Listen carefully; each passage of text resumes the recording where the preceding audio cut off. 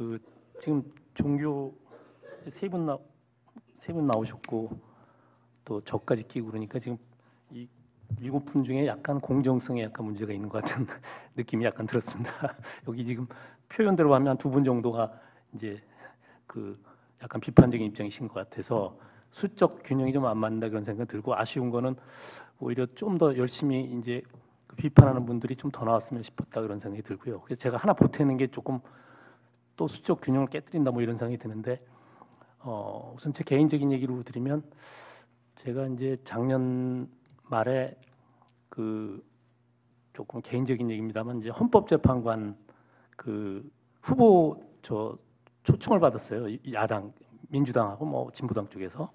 근데 아시다시피 그 초청받았던 그 지난번에 제가 했던 야당 추천했던 조용한 변호사가 천안함이 어떤지 모르겠다고 그랬다가 이제 그 그만뒀거든요. 그 중간에 청문회 때. 그래서 저는 사실은 천안함에 관한 재판을 지금 하고 있습니다. 그 명예훼손으로 고소된 사람을 이제 변론해주고 있는데, 제가 변론을 하다 보니까 저도 잘 모르겠어요. 천안함의 진실에 대해서. 그런데 천안함에 대해서 이제 나 잘 모르겠다 이렇게 하면 뭐 저도 청문회 뭐 정말 추천받아서 나갈지는 모르지만 엄청난 제가 고초를 겪고 막 지나가다가 돌도 맞고 그럴 것 같아서 아예 제 말 끊이지도 말라고 제가 이제 그러고 말았습니다. 근데 제가 돌이켜 생각하면 우리 사회가 참 끔찍하다. 저는 그런 생각이 듭니다. 그러니까 그 뭐 진보 보수를 떠나서 저는 기본적으로 합리적이냐의 문제가 더 중요한데 우리나라는 아직 합리성에 도달하지 못했다 그런 생각이 좀 들고요. 그래서 이번에 그 이제 박창신 신부님 발언을 제가 자세히 봤더니 대통령 하야하라. 그러면 저는 이제 제 입장이 만약에 제가 여당의 입장이었으면 저도 확 났을 것 같아요. 국민이 뽑은 대통령 하야하라고 해? 그러면 이제 거기서부터 반쯤은 이제 이렇게 정확한 그 판단보다는 오히려 이렇게 감정에 치우치는 건 뭐 인간이니까 저도 마찬가지로 거꾸로 여기 이 역지사지로 바뀌었더라면 아마 야당 후보가 대통령이 되는데 여당에서 이제 구여당이 하야하라고 그러면 이제 화가 났을 겁니다. 그래서 그런 점에서는 이해가 갑니다. 그런데 그 아까 맥락 말씀하셨는데 그 신부님 말씀에 이제 제가 해석을 이제 제 나름대로 해석을 해보면 신부님들은 뭐 스님들도 그렇고 원천적으로 평화를 말씀하셔야 되는 분들이고요. 그 다음에 제 친구가 이제 뭐 장성급 3스타까지 올라가 있는 친구가 있는데 이 친구는 그 연평도에서 폭격했을 때 그걸 보복을 못한 거에 대해서 굉장히 아쉬워하더라고요. 그러면서 지금은 이제 철저히 응징하게 돼 있다라고 이렇게 얘기를 저한테 하더라고요. 그래서 저는 뭐 그래 군인으로서는 잘했다 그런 생각이 들지만 한편으로는 이렇게 해서 이쪽에서 연평도 그때 폭격했을 때 그거보다 더 세게 때렸더라면 또 저쪽에서 정신 나간 사람들이 이쪽에 대고 더 세게 또 때리면 이거는 이제 완전히 전쟁이나 전면전까지 가서 이거 남북이 다 죽는 거 아니냐 이런 걱정이 저는 개인적으로 좀 들었습니다. 그래서 그 박 신부님이 그때 그 자리에서 발언을 하실 때 북쪽이 연평도를 때린 거 잘못됐다 이 표현을 정확하게 하셨더라면 좋았을 텐데 그 표현은 그냥 가로에다 집어넣고 자 이거 그 긴장이 그 심한 그 동네에서 그렇게 그 포격 그 한미 연합훈련을 하니까 저쪽에서도 쏜 거 아니야 이런 발언을 하신 거예요. 그러면서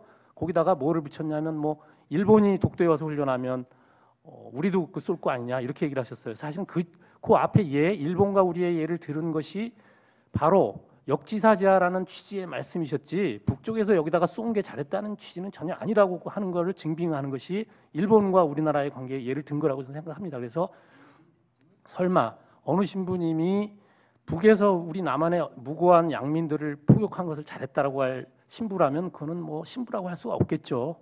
그런 전제하에서 생각해 보면 그 신부가 말씀하신 거의 전제는 이거 평화를 얘기하는 자 이거 어쨌든 남과 북이 역지사지에서 한번 생각해 보자. 그래서 서로 싸우고 있으면은 이거 이런 전쟁밖에 더 나느냐 이런 취지의 말씀이라고 저는 해석을 합니다. 그런데 실제로 이제 여러 언론이나 이런 데서 나온 거 보면 저 신부가 아까 말했듯이 정신 나간 신부죠. 그렇게 되면 그거 남쪽 양민을 포를 쏘는 걸 잘했다라고 하는 그러면 저는 절약도 나서서 제가 보안법 폐지 주장하지만 보안법으로 처벌해야 된다고 생각합니다. 그 신부. 그런데 그럴 리가 없다라고 저는 생각하고요. 상식적으로 그런 지점에서 평화를 얘기하는 신부들이 평화 얘기를 위해서 그런 얘기를 한 것을 그걸 뒤집어서 그 말하자면 종북이라고 이렇게 끌고 가는 그 분위기 자체가 너무나 이게 합리성이 없다 우리나라에서. 저는 그런 지점에서 참 매우 걱정이 되고요. 바로 이런 걱정들 때문에 뭐 스님들도 뭐 1000명이나 되는 분이 하셨고 쭉 다 하셨는데 지금 사실은 우리 사회에서 그런 얘기를 할 수 있는 집단들이 지금 현실적으로는 없습니다. 뭐 아시다시피 이거에 발단이 됐던, 아까 이제 다 말씀을 안 하셨지만 이제 저는 전문가라고 하니까 조금 얘기를 드리면, 뭐 아시다시피 국정원이라고 하는 그 어마어마한 조직이 뭐 지금 드러난 것만 해도 뭐 2만 몇 개를 갖다가 그 댓글을 생산해서 자동으로 막 뿌려가지고 120만 개를 뿌렸다. 그거 굉장한 거죠. 그 120만 개가 또 어디로 어떻게 퍼져나간지 모르죠. 그러면 그 어마어마한 것은 사실은 그 민주주의의 헌법의 근간을 흔드는 그런 끔찍한 사태이기 때문에 저는 이게 아마 80년대 초반이나 뭐 전두환 정권 때 같았으면 아마 뭐 전국적으로 난리가 났을 거라고 생각하는데 이제 세월이 많이 지났고 우리 사회가 다양화됐기 때문에 그렇게 직접적으로 반응은 안 하기 때문에 지금 이렇게 돼 있는 건데, 이거는 헌법 측면에서 보면 매우 심각한 문제입니다. 그런데 그것을 수사하는 검찰총장, 오늘 뭐 제가 신문 보니까 청와대에 있는 뭐 행정관인가 하는 사람이 서초구청에 있는 누구한테 그 아이 이름을 갖다가 뭐 주민등록번호 다 조회해가라고 시켰다, 이런 얘기가 지금 나오고 있지 않습니까? 그러면 청와대가 그걸 수사하고 있는 검찰총장이 뒷조사를 한다. 저는 이거 하나만 해도 사실은 이건 정권이 흔들려야 된다는 얘기라고 생각합니다. 박근혜 정부가 직접 그런 무슨 트위터를 뭐 작업하고 이런 걸 지시하지 않은, 손은 깨끗한 손입니다. 그렇지만 그 후에 처리 과정에서 그 국정원에 그걸 깨끗이 수사하는 것을 총장을 그렇게 말하자면 뒷조사를 하는 청와대, 아직 결과는 안 나왔습니다만 어쨌든 뭐 그런 의혹이 굉장히 많이 들어있죠. 그러면 자, 국가기관이 국정원이 개입을 했다, 그걸 수사하는 검찰총장까지 날려버렸다, 이런 끔찍한 사태에 관해서 아무도 말 안 하면 누가 말을 하겠습니까? 그리고 아까 뭐 여러분이 말씀하셨지만 저는 종교라고 하는 것이 정치와 하나도 차이가 없다. 제가 여기 뭐 불교 저 요새 중론 책을 제가 열심히 봤는데 거기 보니까 제가 마음에 와닿는 게 그 생사를 떠나서 따로 열반이 없다. 그걸 왜 분별하느냐, 이런 말씀이 나오더라고요. 그래서 생사라고 하는 건 이 세상에서 우리 먹고 사는 문제이고 여러 가지 그 탐욕과 뭐 여기서 시달리는 거지만 사실은 그것과 열반이 딱 붙어 있다는 거거든요. 기독교 교리에서는 공동선이라고 하는 게 최고의 가치고, 그 공동선은 모든 사람의 복지를 위해서 얘기하는 건데, 그 공동선을 지향하는 것은 정치가 가장 높은 형태고, 그렇기 때문에 이 열반을 구하기 위해서는 이 생사의 세계에 잘못된 거를 당연히 얘기를 해야 되고, 공동선을 제대로 실현하는지 정치에 대해서 얘기를 해야 되기 때문에, 그런 지점에서 저는 그 종교가 그런 얘기를 하는 것은 너무너무 당연하다. 아까 말씀하신 대로 뭐 직접 장관이 되거나 뭐 노조 지도자가 되는 것이 아닌 한, 저는 그런 지점에서 이런 얘기를 안 하면 문제다. 그래서 뭐 마지막으로 말씀드리면, 하여튼 카톨릭이 안중근 의사 그 총 쐈다고 그래갖고 제대로 미사도 안 드렸고, 일제 시대 때 또 일제가 그 전쟁 일으키는 거 다 협조했거든요. 그래서 지금 엄청나게 잘못한 거를 지금 회개를 해야 되는 그런 처지였고요. 전체 카톨릭에서는 비오 12세가 이제 또 나치 그거 협력했다고 해서 성인 품에도 못 올라가도록 지금 돼 있고요. 그런 지점으로 보면 그거 다 정치였거든요.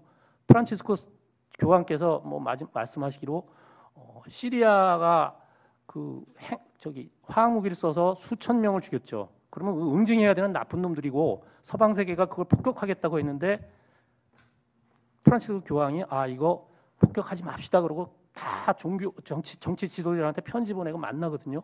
그건 엄청난 의미의 종교 행위이자 정치 행위입니다. 그래서 그런 지점들이 이 인류나 이 사람들의 복지, 그리고 생명, 인권, 이런 것을 존중하는 종교의 핵심 가치이기 때문에 그것에 관한 발언을 안 하면 문제다. 마지막으로 뭐 까마라 주교님 말씀하시기를, 가난한 사람 거지가 지나가는데 신부님이 빵을 주면 정말 훌륭하신 신부님, 자선 잘하십니다.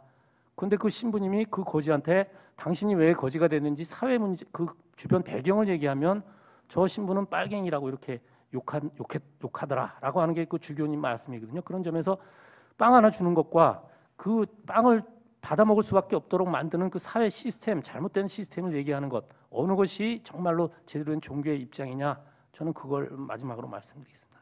마치겠습니다. 예, 감사합니다.